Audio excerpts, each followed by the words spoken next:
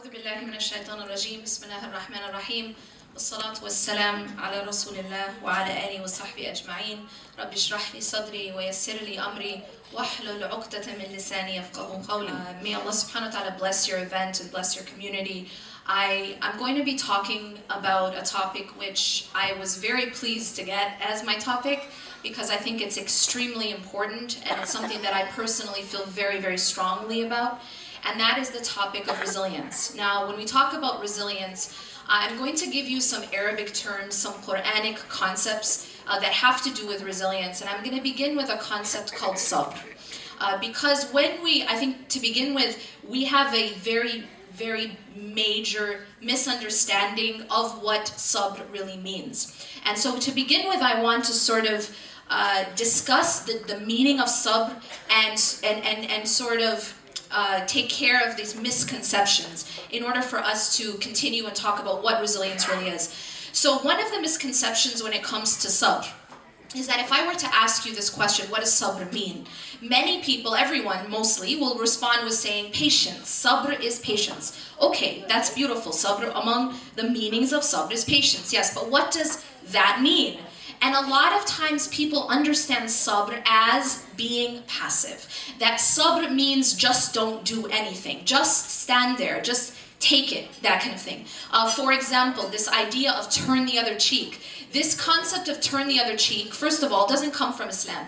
But this concept of turn the other cheek, we have come to understand sabr as turn the other cheek. What does it mean? Essentially, this phrase comes from, if you were to come and hit me on this cheek, I wouldn't do anything. In fact, I would turn my cheek so you can hit me on the other cheek. That is a concept coming from other religious traditions, which is not our tradition, that we have taken and called it sabr. Which is that if I am being abused, if I am being persecuted, if I am being oppressed, that sabr means do nothing, right? Take it, swallow it, and do nothing about it. For, this idea of have sabr, sister, right? Have sabr. And this is not the meaning of sabr. Because in fact, when Allah subhanahu wa ta'ala talks about sabr, when the Prophet ﷺ teaches us about sabr, part of sabr, and scholars in fact define sabr and categorize and classify sabr into three parts. And one of the parts of sabr is in taking action. For example, we're told that sabr, that this concept of sabr involves being able to restrain ourselves from the haram. So there's a part of sabr which is restraint. But there's another part of sabr which is being able to persevere with the commandments. That's also part of sabr. And in order for me to persevere with the commandments, I have to have sabr. That's an action. That's for me every single morning, for you to wake up before Fajr, right? And to take your suhoor, and then to, make wudu and pray. This requires sabr. That this is a muscle that is required and it involves action. And so I want us to change our concept of what sabr means. That sabr isn't doing nothing. That sabr is not just being passive, rolling over and playing dead, that kind of thing. But sabr actually involves action. And it is perseverance, and when I take action, I require sabr. Now, it's also important to note that the Prophet ﷺ told us that if we are oppressed, that if we see oppression, that in fact we are supposed to take action against it. The Prophet, peace be upon him, ﷺ, said, the reason I want to say this is because so much of our religious rhetoric is teaching, and this is why I'm emphasizing this, so much of it teaches us that righteousness is to swallow oppression, right? That if you swallow and you turn the other cheek and you do nothing about oppression, whether it's within your home or whether it's happening to those around you or it's happening overseas, that to swallow and do nothing about oppression, we're taught that this is righteousness, that this is what makes you a patient person. But in fact, the Prophet ﷺ gave us a different prescription. He said that if you see something wrong, you should try to change it. He doesn't say to turn the other cheek. He says that you should take action to change it. He said you should try to change it with your tongue. And if you cannot, then change it with your hand. That first try to change it by doing action or speaking out against it. And if you cannot, then at least hate it in your heart. And this is the weakest of iman. He also said, help your brother if he is an oppressor or he is oppressed.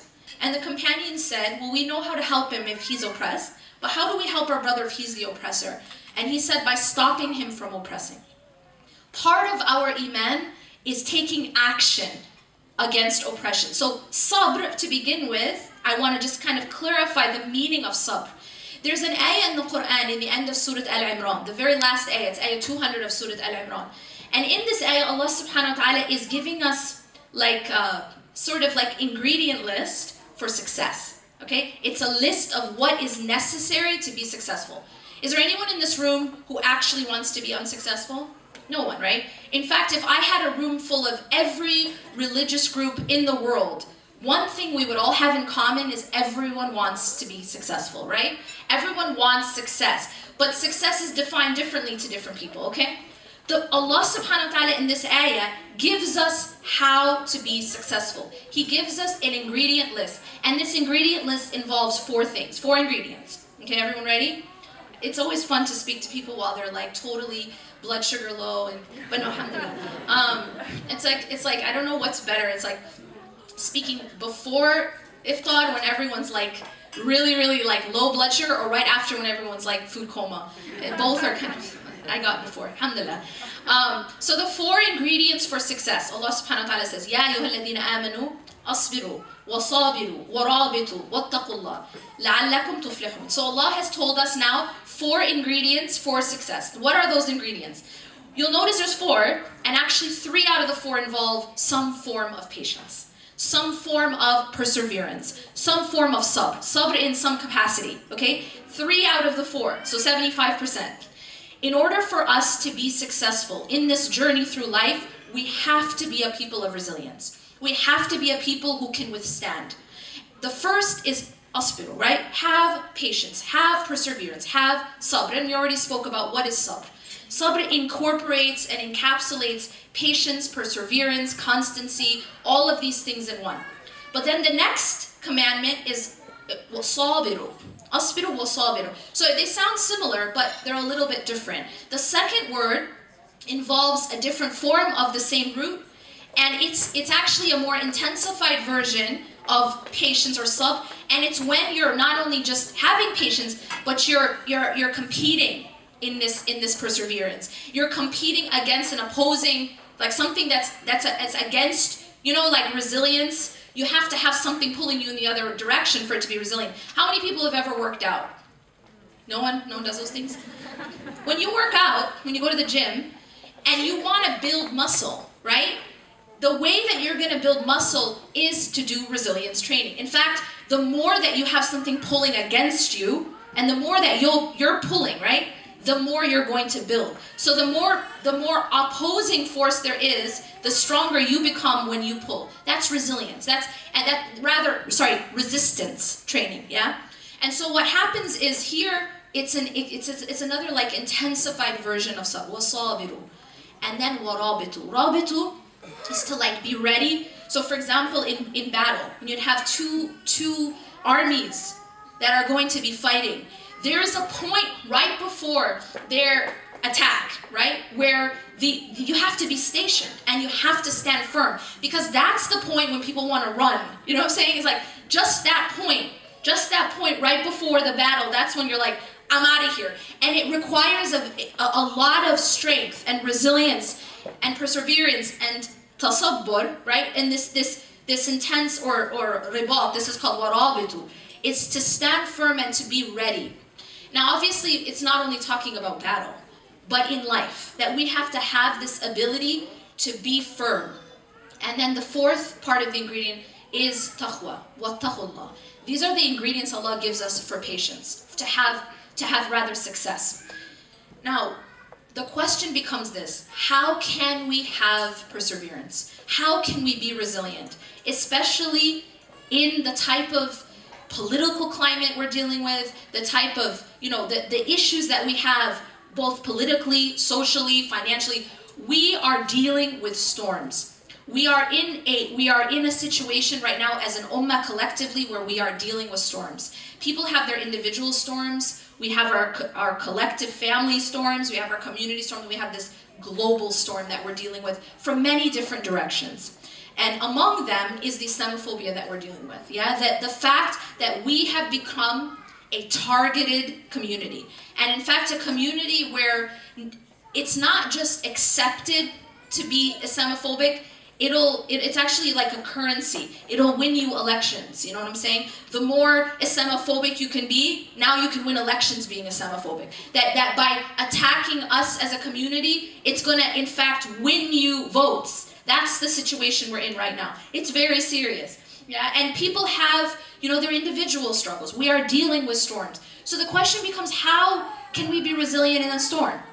Let me ask you this question. In fact, I'm gonna answer this question by telling you a story, okay? It's a story you guys know.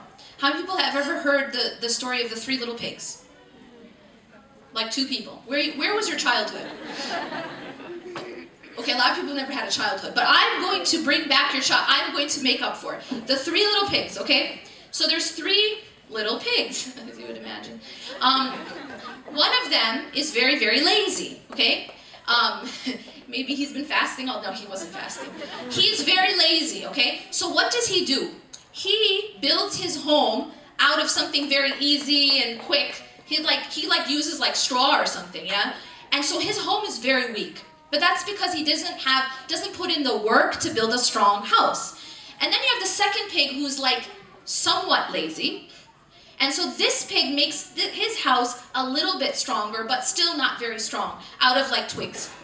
And then you have the third pig. And this third pig, I should really change this for Muslims, like call it something else, because we're really offended by pigs, but it's okay, you get the idea. Then the third pig is not lazy. And the third pig actually puts in the work to build a solid foundation made of brick. Okay, everyone following? So then what happens is, who comes around, guys? The big bad wolf comes around, okay? And he huffs and he puffs and he blows the first house down. Why does he blow the first house down? Because it was never strong. It was weak. Now, why am I telling you this story? The reason I'm telling you this story is that in life, there's a lot of big bad wolves that come our way, okay? Alhamdulillah, in the US, he's got a toupee type looking thing. I mean in America, sorry. We have, yes, alhamdulillah, we have a lot of different forms of the big bad wolf. And for those of you who don't know what I'm talking about, I was referring to Trump. But the idea is that we have financial big bad wolves, we have financial problems, we have health problems, we have community problems, we have mental health problems, we have all these different struggles that come our way, political problems, we have things happening all over the world that we're getting blamed for. These are things that are going to come our way. This is the big bad wolf huffing and puffing, all right? But what happens with the second house? The second house is a little stronger, but still it's not strong enough to be able to withstand the huffing and puffing of the big bad wolf. These are trials that come our way. These are the wind and the storms. But look at the third house. The third house was built strong. The third house had a solid foundation. And so when the same circumstances coming to all 3 houses. Are you understanding? You're hungry, yeah? The same circumstances are coming to all 3 houses, but one is getting destroyed by it. One is getting destroyed by it, but the other is not. The third house is not getting destroyed by it. That is resilience. That is the ability to withstand the storm and not be destroyed. Now, how do we do that? How can I do that as a human being, as a believer? How can I be a person of resilience? And the answer is I have to build a strong foundation. I have to build a strong house, basically. I have to have a strong shelter around me so that when storms come my way, because storms will always come. If anyone came to you and said, you know what, it'll never rain, you know, storms will just never happen, then they're lying to you, because that's part of life. Life is that there's weather, there's storms, there's rain, there's wind. We can't control these things, right? No matter how much power you have, no matter how much, you know, political or wealth, you can't control the rain. Can you? Can Trump control the rain? Can he say, you know what, I'm really, you know, tweet about it, you know, it really shouldn't have rained at this time. I'm deciding that it's going to stop raining at 2. He can't. He can't. You can't control the rain. But what can we do? We can control where we are when it rains. We can choose to go within the shelter. We can wear a rain jacket. We can have an umbrella. You guys following? So what happens is that spiritually, we have to build these shelters. We have to build these spiritual shelters, whereas we can withstand the storms and we can be a people of resilience. But that will never happen unless we are inside of shelter. Make sense? Fair enough? Does that make sense? So now I'm going to tell you how to build those bricks. I'm going to tell you how it is that we can build that home. And the answer is this. I'm going to give you a 3-part prescription, a 3-part sort of blueprint of how to build that home. And you're going to be like, what? But just stay with me, okay? Number 1 is the salah. See, here's the thing. Everyone in this room probably learned about salah when you were like 3 years old. You know what I'm saying? You learned how to pray, maybe when you started praying when you were a kid. But it's one of those things that we just take for granted. We take for granted, number 1, how important it is, and number 2, how powerful it is. It's a bit like oxygen. You see, every one of us in this room, alhamdulillah, is breathing, right? Not sure? Yes, right? I get them right before Maghrib. Everyone in this room is breathing, but we're taking it for granted, right? Obviously we need oxygen, but no one really thinks about it until it's taken away. And when it's taken away, you start to see the effect, right? If you go without oxygen, even for a few seconds, you'll feel the effect, right? It's the same with salah. Salah is one of these things that we've taken for granted, but without salah, it's like a person who has been deprived of oxygen. Salah is the oxygen of our soul, the oxygen of our heart. And a person cannot be healthy and cannot even stay alive spiritually without the salah. And it's as simple as that. The other thing about salah is it's prescribed. You know when a doctor gives you a prescription and there's a certain timing for the prescription? Yeah? So the doctor says, here's a prescription, you know, ma'am, sir, you need this to stay alive, in fact. This is so serious that this medicine is going to keep you alive. And here's what you have to do. You have to take the first dose in the morning before sunrise. And then you have to take the next dose around noon, and then the next one around, 4 o'clock, and the next one around 7, and so on. And you have to take 5 doses, but they need to be taken at a certain time, or a certain time interval, right?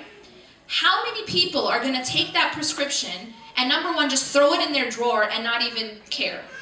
Or how many people are going to take the medicine and say, you know what, I'll take it once in a while, but when I'm busy, I'll just skip 2 or 3 doses.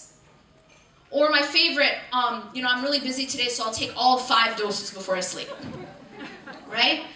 No one's going to do that. That's called overdosing, yeah? And it's actually not going to work that way.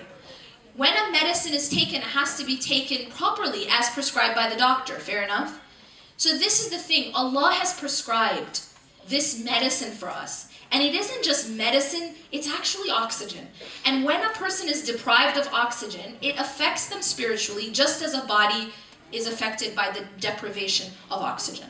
And it's nothing short of that. And I want to emphasize that in every single audience that I speak to, because I feel like we've lost the basics. And when I say we've lost the basics, I don't mean basics because they're unimportant. I mean essentials. We've lost the essentials. You know, when a person, it's like a person goes to a doctor and says, yo, doctor, I'm having all these issues and, help me with this, prescribe this. And the first question is, are you getting enough oxygen? You know what I'm saying?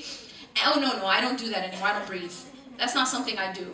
It sounds silly because the person would be dead, right? But this is our problem. We have all these issues. We have all these issues and we're going to find solutions in all these different places, but we're not even breathing. You understand? How can we possibly solve our problems if we're not even breathing? If we don't even have the essentials to keep us alive? One other thing I want to say about salah is when Ramadan comes around, we start to see sort of the way we're supposed to be the rest of the year, but we only really see it in Ramadan. I'll give you an example. Missing Fajr, okay? Missing Fajr is one of these things that's very serious, okay? But in Ramadan, missing Fajr is very serious. Can anyone tell me why? Exactly. Thank you, sister. It means you missed suhoor. Okay? Or sihri, whatever you call it. You have missed the meal, the chance to eat.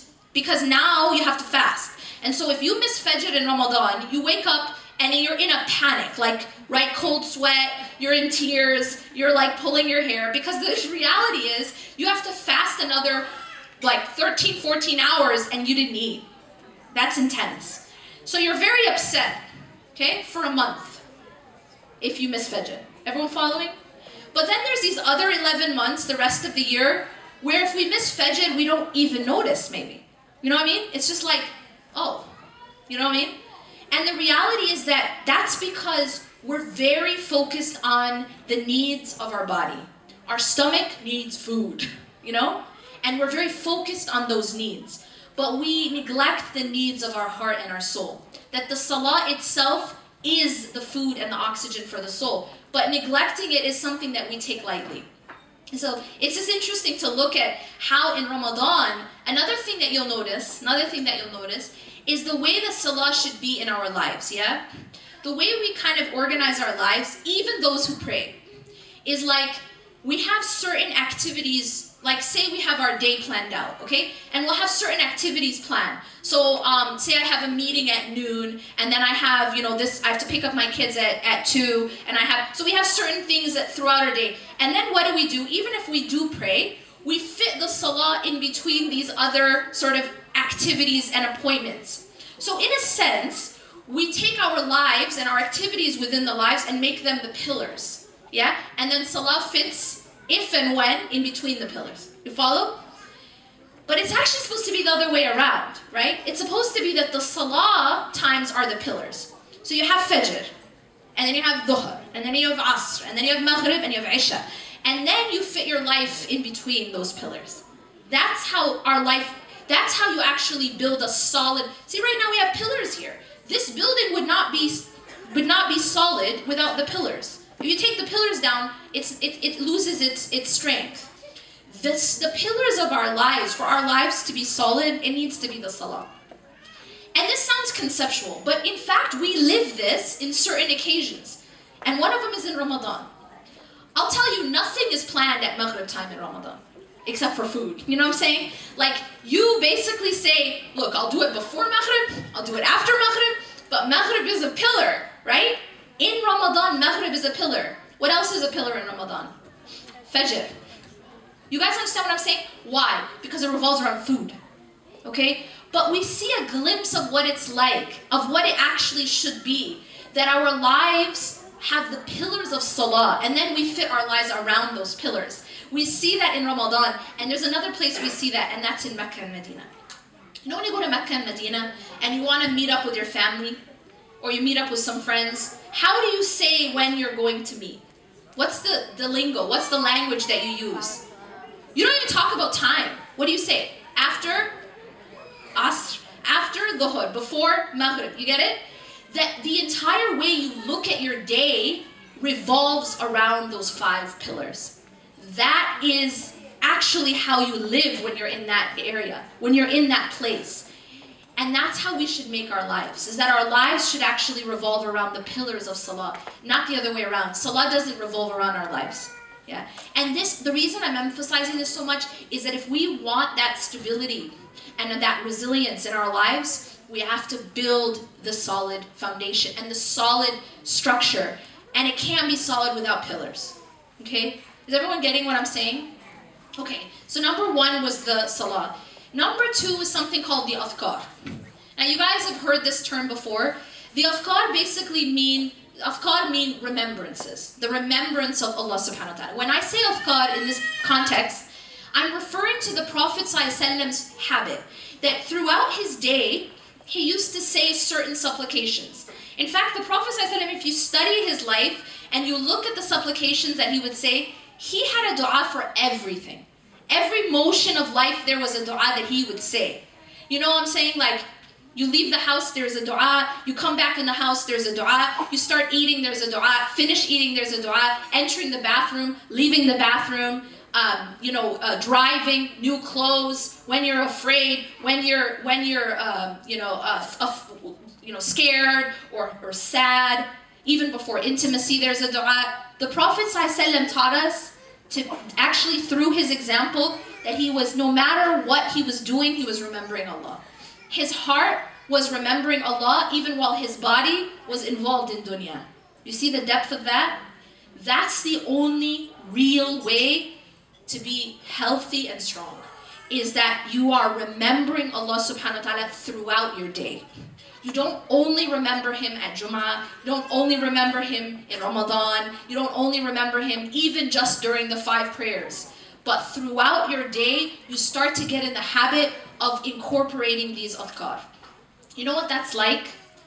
So if we go back to the example of going to a doctor, you want to get healthy, right? You want to run a marathon, right? I told you, and I think you agree, we have a lot of trials. We have, the wind sometimes gets really, really strong. And for us to be able to withstand that, we have to train. We have to build. We can't just go out there, it's like, go up to a tornado and say, okay, I got this. You know what I'm saying? You can't. Then you're going to get destroyed. But you have to be someone who has that training and that building, okay? And in order to do that, these adhkar build that. Every time you get up in the morning, and I'm going to just tell you this, within the adhkar, I'll give you an easy way to do it, yeah? So there's an app that you can download on your phone called My Dua, M-Y-D-U-A-A. So it's double A at the end, My Dua, don't get a cut. My Dua, okay? And when you download this app, it's basically Fortress of a Muslim, yeah? Fortress of a Muslim meaning it's that collection of the adhkar of the Prophet ﷺ that he would say throughout his day. It's from the Quran and the Sunnah, so it's authentic. And when you download this app, essentially, don't do it now, essentially, you now have something where in the morning, you click on morning supplications and read through those supplications. Now, there's a few among these du'as that I would say sort of you can't really live without. You have to really incorporate these. And then beyond that, the more you can, the better, okay? Those 3 are the morning ones, where you wake up after Fajr, you open up your app and you read through the morning supplications. You just click on morning supplication. And then after us, you click on evening supplications. And then before you sleep, you click on the ones for sleep. Everyone with me? These 3, you're going to be opening up your app for. Now within the day, there's going to be smaller ones which you can just memorize, okay? Because they're shorter ones. And that is when you come into the house, remember Allah, say Bismillah. Before you eat, when you leave the house, when you enter the bathroom, yeah? And before intimacy. That these du'as, what they do, now what I've just given you, I'm going to tell you, I've just given you something very powerful. I'll tell you what I've done. See this room right now? How many doors are there? There's a lot, yeah? There's probably like about 6 total doors. Now if I am trying to keep, say there's like a robber, and I don't want this robber to come into my home, yeah? Obviously my home, I have a door, a couple doors maybe, I have windows, right? Does anyone want the robber to enter their home? Okay, no matter how low your blood sugar is, you know you don't want to let a robber to come in your home, right? So what do you do? When you go to sleep at night, yeah, does anyone leave their front door wide open and then leave their window wide open and then wake up in the morning, everything's broken, everything's stolen, and wonder why the robber came in? Like, whose fault is that? Anyone? Yours, yeah? Why? Because you left all the doors and windows open. You didn't guard your doors. You didn't close them even. No, that's not how we are. When it comes to our home, not only do we close the doors, we lock them, we put a fence, we put a security system, you feel me? When you really have something you're trying to protect, you will put layers upon layers upon layers of protection around that which you're trying to protect, right? When you have a fancy car, yeah, you get a security system. You're protecting that which you love. Now here's the thing. The shaitan is always looking for a door. The shaitan is always looking for a door to come in and destroy us. Destroy our lives, destroy our mental peace, destroy our relationships. One of the things I find very interesting is how many lectures have we heard about marriage? Probably like 55, yeah, already in our lifetime. And in every single lecture about marriage, I feel like, alhamdulillah, there's so much good advice that's given. So much, great, even if they talk about research, they talk about advice, the Prophet did this, but there's this like really, really important thing which I feel like isn't mentioned. And that is how to protect the relationship from shaitan. Because in fact, it's shaitan, one of his #1 goals is to destroy relationships. It's to come between husband and wife. It's to come between families. It's to come between friends. This is something that he has published, like he's advertised, right? That this is his goal, shaitan and his army. And one of the best, just like that home you're trying to protect.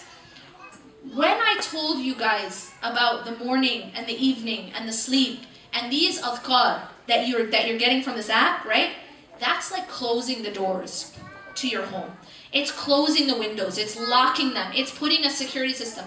And what that does is it protects the sanctity of your home, your relationships, and also your inner peace, your inner like, you know, just to have internal peace.